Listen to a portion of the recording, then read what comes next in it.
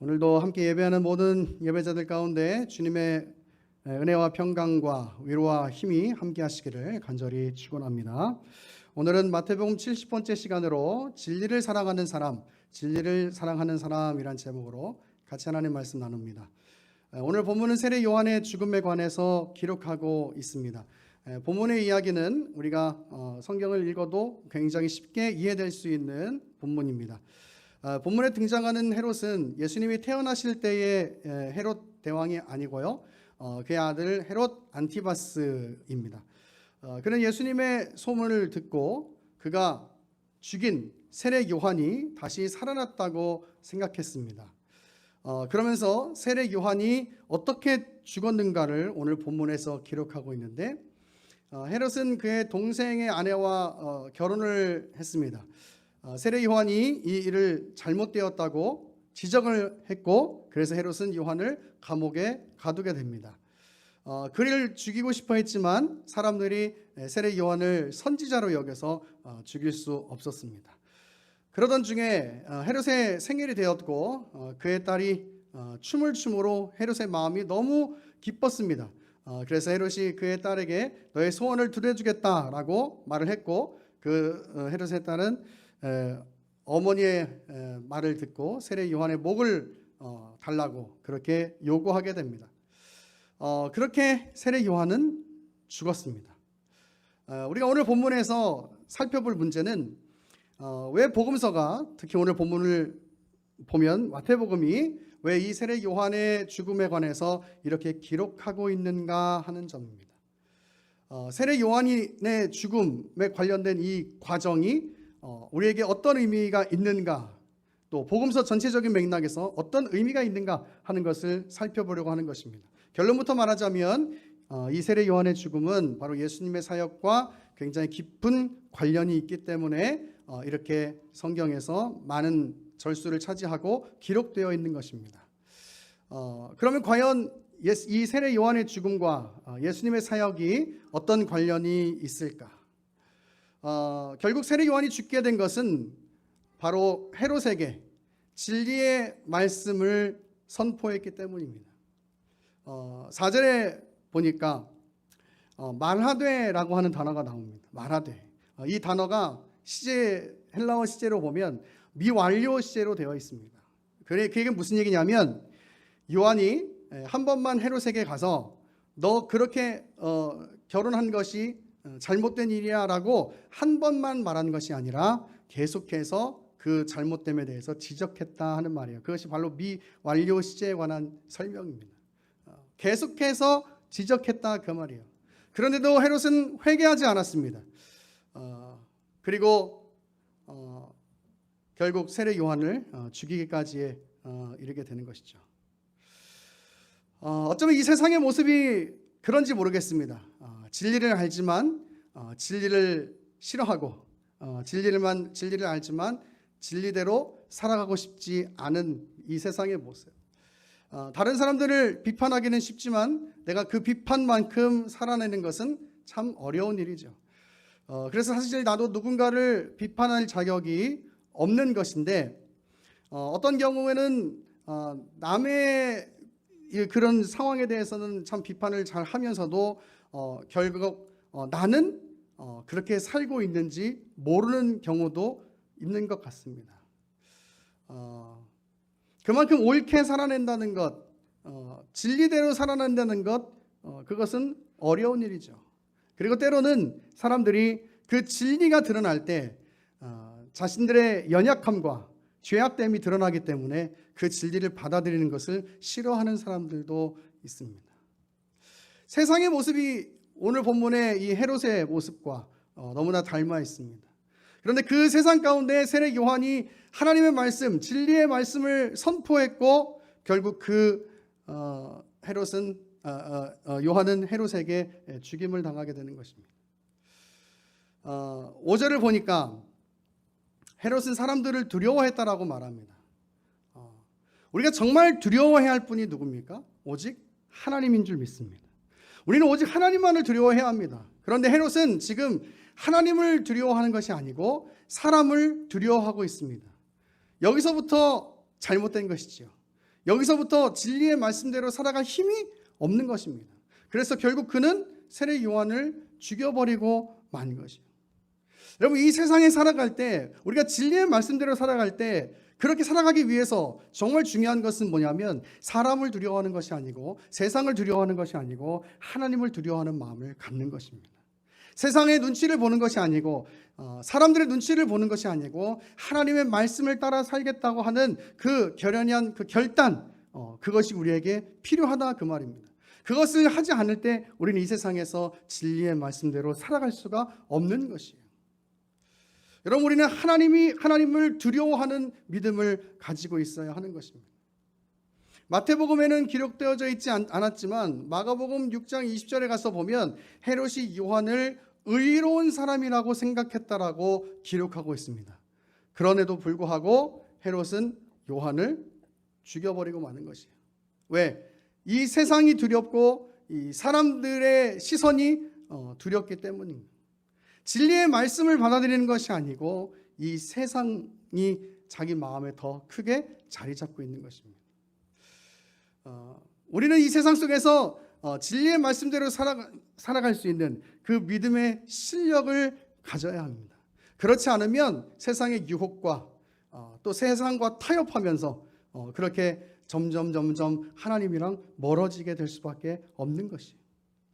바라기는 우리 예나무교회 성도들이 이 땅에 살아가는 동안 세상을 두려워하고 사람을 두려워하는 마음이 아니라 하나님을 두려워하고 그 믿음을 가지고 세상 가운데 살아갈 수 있는 그런 믿음의 신실한 하나님의 백성들 될 수 있기를 간절히 축원합니다. 그러면 그 믿음의 실력이 어떻게 생겨나는가? 답은 복음에 대한 확신이 있으면 여러분 믿음의 실력이 생기게 되어 있습니다. 진리로 살아갈 실력이 생기게 되어 있습니다. 사도행전 4장에 가면 이런 말씀이 있어요. 베드로를 향해서, 사도들을 향해서 당시 종교 지도자들이 예수님을 전하지 말라고 이야기합니다. 그때 사도행전 4장 19절 20절 보면 베드로가 이렇게 이야기합니다. 베드로와 요한이 대답하여 이르되 하나님 앞에서 너희의 말을 듣는 것이 하나님의 말씀을 듣는 것보다 옳은가 판단하라. 우리는 보고 들은 것을 말하지 아니할 수 없다 하니. 할렐루야. 여러분, 지금 베드로는 사람들이 그 종교 지도자들이, 소위 말하는 권력자들이 자신을 잡아 죽일 수도 있는 그런 위협 앞에서 이렇게 얘기하고 있는 겁니다. 사람의 말을 듣는 것이 중요하냐, 하나님의 말씀을 듣는 것이 중요하냐. 더욱이 우리는 보고 들은 것이 있기 때문에 말하지 않을 수 없다. 여러분, 이것이 바로 복음의 확신인 것입니다.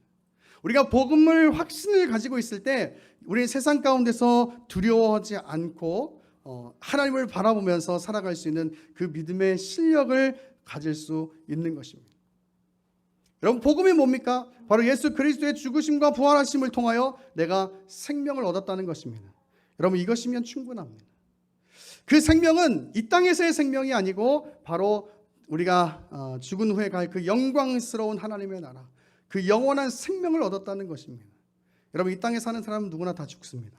그런데 하나님 안에 있는 사람들은 그 죽음 이후에 영원한 생명을 누리게 되어 있습니다. 여러분, 이것이 우리에게 가장 큰 기쁨이고 감격이어야 할 것입니다. 그리고 그 감격과 기쁨이 무엇으로 주어졌는가 하면 바로 예수 그리스도의 죽으심과 부활하심으로 주어졌다는 사실, 그 사실을 우리가 확신할 때 이 세상을 두려워하고 사람들을 두려워하는 것이 아니라 믿음으로, 하나님을 확신하는 그 믿음으로, 진리의 말씀을 확신하는 그 믿음으로 살아갈 수 있다라고 하는 사실입니다. 여러분, 복음의 확신을 가지셔야 합니다. 정말 그게 맞을까? 틀릴까? 그것이 아니고 정말 나를 위해서 예수님께서 이 땅 가운데 오셨고 그의 죽으심과 부활하심을 통해서 내가 영원한 그 영광스러운 하나님의 나라에 들어갈 수 있다라고 하는 사실, 그 사실을 확신하는 그 믿음을 가지는 우리 의예나무교회 모든 성도들 될 수 있기를 축원합니다. 여러분, 그 믿음이 있어야 세상 가운데서 믿음으로 사는 겁니다. 여러분, 그 믿음이 없으면 세상 가운데 교묘히 타협하면서 살아갈 수밖에 없는 것이에요. 다시 한번 바라기는 여러분의 가슴 속에 그 복음의 확신으로 말미암는 기쁨과 감격이 충만할 수 있기를 간절히 소망합니다. 다시 본론으로 돌아와서 결국 세례 요한은 진리를 선포했기 때문에 죽임을 당한 것입니다. 여러분, 이 사실이 바로 예수 그리스도의 죽으심과 매우 닮아 있습니다. 예수님은 이 땅 가운데 오셔서 하나님의 말씀을 선포하셨습니다. 그러나 사람들은 그 말씀을 좋아하지 않고 받아들이지 않았습니다. 그리고 결국 예수님을 십자가에 못 박고 맙니다. 여러분, 이것이 바로 예수 그리스도의 삶이고 예수 그리스도의 사역입니다. 그분은 이 땅에 오셔서 진리를 선포했지만 사람들은 그 진리를 좋아하지 않았고 그 진리를 받아들이지 않았습니다. 여러분, 그것이 세상의 모습입니다. 우리는 여기서 세상과 진리 사이에 큰 간격을 보게 됩니다. 요한복음 8장에 가면 이런 말씀이 있습니다. 한번 같이 찾아보겠습니다. 요한복음 8장 44절부터 봅니다. 요한복음 8장 44절입니다.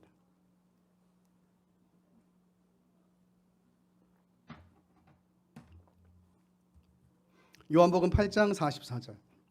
너희는 너희 아비 마귀에게서 났으니 너희 아비의 욕심대로 너희도 행하고자 하느니라. 그는 처음부터 살인한 자요 진리가 그 속에 없으므로 진리에 서지 못하고 거짓을 말할 때마다 제 것으로 말하나니 이는 그가 거짓말쟁이요 거짓의 아비가 되었음이라. 내가 진리를 말함으로 너희가 나를 믿지 아니하는도다. 너희 중에 누가 나를 죄로 책잡겠느냐? 내가 진리를 말하는데도 어찌하여 나를 믿지 아니하느냐? 하나님께 속한 자는 하나님의 말씀을 듣나니 너희가 듣지 아니함은 하나님께 속하지 아니하였음이로다. 아멘. 여러분, 하나님께 속한 사람들은 하나님의 말씀을 듣게 되어 있습니다. 이 세상은 하나님께 속한 곳이 아니기 때문에 하나님의 말씀을 들으려고 하지 않고 받아들이려고 하지 않는 것입니다. 우리는 오늘 이 본문을 통해서 예수 그리스도가 어떤 삶을 사셨고 어떻게 사역하셨고 어떻게 죽으셨는지, 그리고 예수 그리스도를 받아들이지 않는 이 세상의 모습은 어떠한지를 보면서 우리의 모습을 한번 돌아보기를 원합니다. 과연 나는 세례 요한처럼 세상을 두려워하지 않고 진리를 선포하며 믿음 안에서 살아가고 있는가, 아니면 헤롯처럼 사람을 두려워하고 세상을 두려워하는 마음으로 그렇게 살아가고 있는가? 오늘 요한복음의 말씀에 보면 하나님께 속한 자는 하나님의 말씀을 듣는다고 말씀하고 있습니다. 여러분, 우리의 마음에 다시 한번 이 말씀이 가슴에 새겨지기를 바랍니다. 여러분, 하나님께 속한 사람은 하나님의 말씀을 듣게 되어 있습니다. 하나님께 속한 사람은 세상을 즐거워하지 않고 하나님을 예배하고 하나님 앞에 기도하며 하나님께 찬양하는 일이 가장 즐거워지게 되어져 있습니다. 과연 우리의 모습은 어떻습니까? 살아가면서 사람을 두려워한다는 것, 세상을 두려워한다는 것은 우리 마음에 그런 마음이 있는 겁니다. 하나님의 능력보다 그것이 크다고 말이에요. 그러나 여러분, 우리가 지식적으로 아는 바와 같이 하나님의 능력이 그 어떤 것보다 비교할 수 없을 만큼 광대하시고 위대하십니다. 정말 우리가 두려워해야 할 것은 세상이 아니고 사람들이 아니고 하나님입니다. 그리고 그 하나님의 능력이 이 세상 가운데서 우리 가운데 살아갈 힘을 주심을 믿고, 그리고 그 하나님을 붙들고 바라보며 나아갈 때 우리 가운데 참된 승리가 임하게 될 것입니다. 오늘 세례 요한과 헤롯의 모습을 보면서 과연 나는 어느 편에 설 것인가를 고민하고 바라기는 우리 예나무교회 성도들이 모두 하나님 편에 있기를, 하나님께 속한 자들이 되시기를 간절히 축원합니다. 그래서 하나님의 말씀을 듣고 세상을 두려워하는 것이 아니라 하나님을 붙드는 믿음으로 살아감으로 하나님께서 주시는 승리를 누리는 그런 복된 하나님의 신실한 백성들 될 수 있기를 간절히 축원합니다.